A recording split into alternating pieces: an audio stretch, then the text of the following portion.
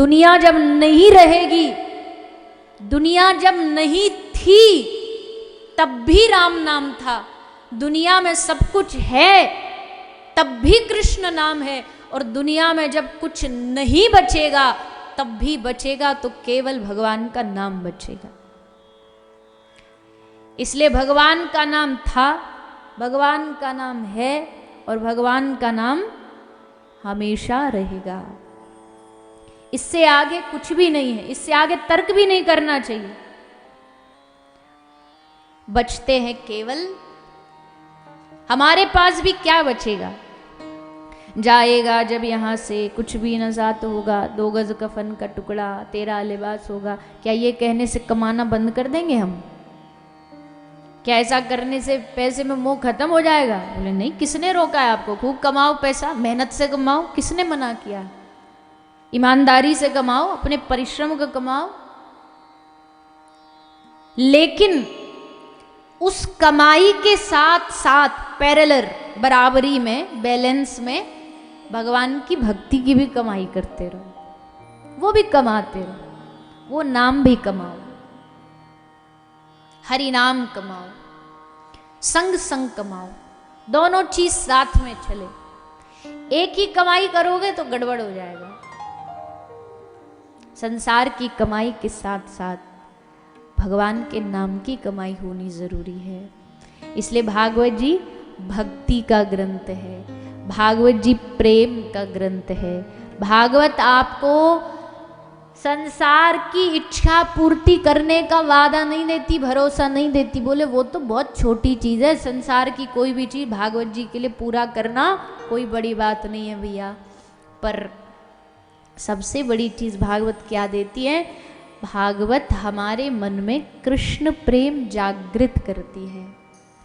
भागवत जी हमको बताती है कि संसार की बहुत कमाई करी, अब भगवान के नाम की करो। भागवत जी बताती है संसार के सारे रिश्ते निभा लिए, मिला कुछ, अब भगवान से निभा के देख, क्या पता काम बन जाए। भगवान से रिश्ता बना के देख, उनसे रिश्ता निभा के देख, और उनसे रिश्ता जिसने बनाया, उनसे जिसने अपने संबंध को माना, मतलब बना तो है पर मानते नहीं ना लोग। जिसने मान लिया कि भैया साचो एक राधा रमन, झूठो सब संसार, साचो एक राधा रमन, साची प्रीत किससे?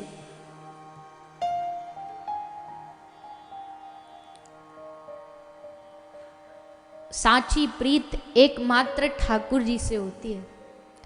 और दुनिया में प्रीति नहीं होती, दुनिया में स्वार्थ होते हैं। सबको आपसे कुछ ना कुछ चाहिए, जब तक देते रहोगे तब तक आप अच्छे हो। जब उनके मन का नहीं दोगे तो तुम बन जाओगे मतलबी। किसी ने कहा ना, जब जिनके मतलब पर मैं काम नहीं आया उनके लिए मैं मतलबी बन गई। उनके मतलब पर काम नहीं आया, देते रहो, हाँ बड़े अच्छे, एक बार मना कर दो देने से, बस फिर देखो सच्चाई उनकी। तो संसार के जो संबंध होंगे, रिश्ते होंगे, उनमें अपना स्वार्थ होगा। पर ठाकुर जी को हमसे क्या स्वार्थ बताइए?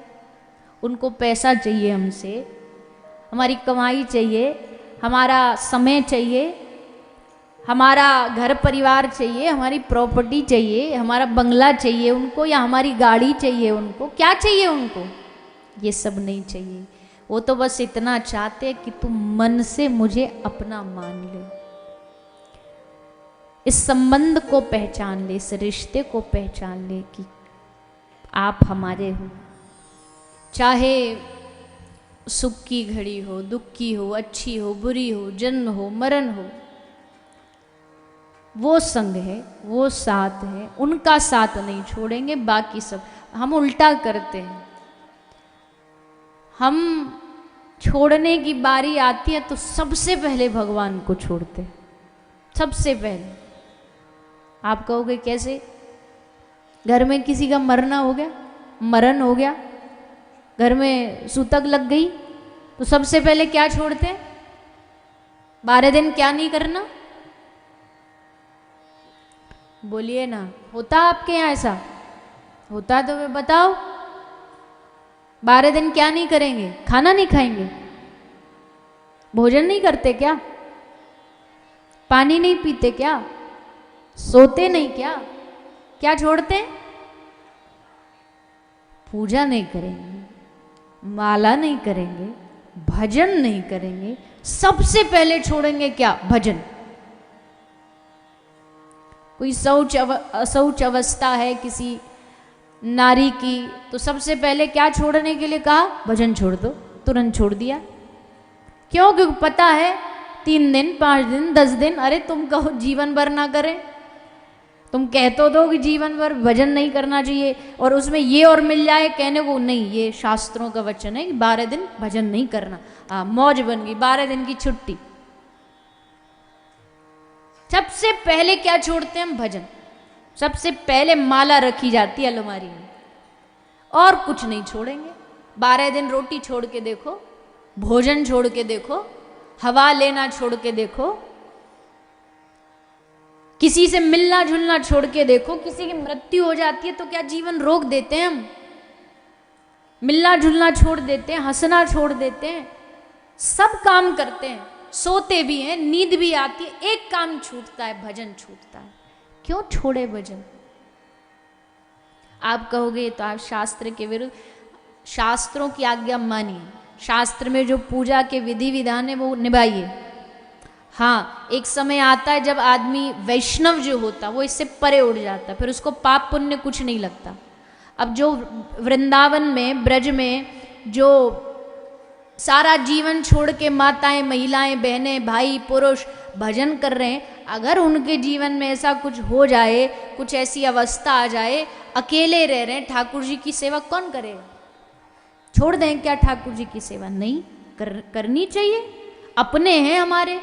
पर बात को अन्यथा नहीं ले, पर जो साधारण लोग हैं जिनको अभी वैष्णव भक्ति है कुछ पता ही नहीं, उनको निभानी चाहिए ये बातें कि इतने दिन पूजा नहीं करो, सेवा अगर घर में ठाकुर जी पड़ोस में दे आओ, या कहीं जा रहे हैं तो पड़ोस में दे।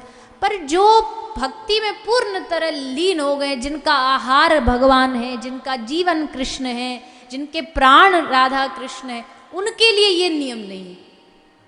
वो तो जैसे सांस बिन जल बिन मछली ना जिए, वैसे ही कोई भक्ति बिन नहीं जी सकता। कोई कितना भी कह ले इतने दिन माला नहीं करो, माला हर रोज करो, भगवान की याद हर रोज करो, सुमिरन हर रोज करो। कोई तिथि, कोई निषेध, कोई विधि, कोई नियम नहीं है भगवान के नाम के लिए। और महाप्रभु ने तो और भी कृपा कर दी कलयुग में। हरे कृष्ण महामंत्र, हरे राम राम राम हरे हरे, हरे कृष्ण कृष्ण कृष्ण हरे। उपनिषद का ये मंत्र है, कली संतरोपनिषद का ये मंत्र है, हरे राम पहले हरे राम है, बाद में हरे कृष्ण। पर हम क्या बोलते? पहले क्या बोलते? हरे कृष्ण।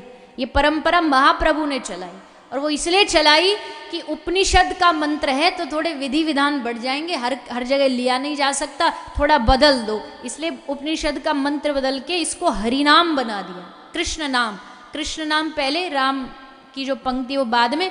अब ये उपनिषद मंत्र नहीं बचा, अब ये बन गया शुद्ध नाम। अब इसको कहीं भी करो, कहीं भी रटो, किसी भी अवस्था में रटो, कोई रोक टोक नहीं, कोई नियम नहीं। तो भगवान का नाम जो छोड़ देता है बात बात पर, उसने कह दिया छोड़ दिया, उसने नियम से डरा दिया छोड़ दिया, वो भक्ति को जानता नहीं। सब छूटे पर भगवान न छूटे, भगवान का नाम न छूटे, भगवान की याद न छूटे,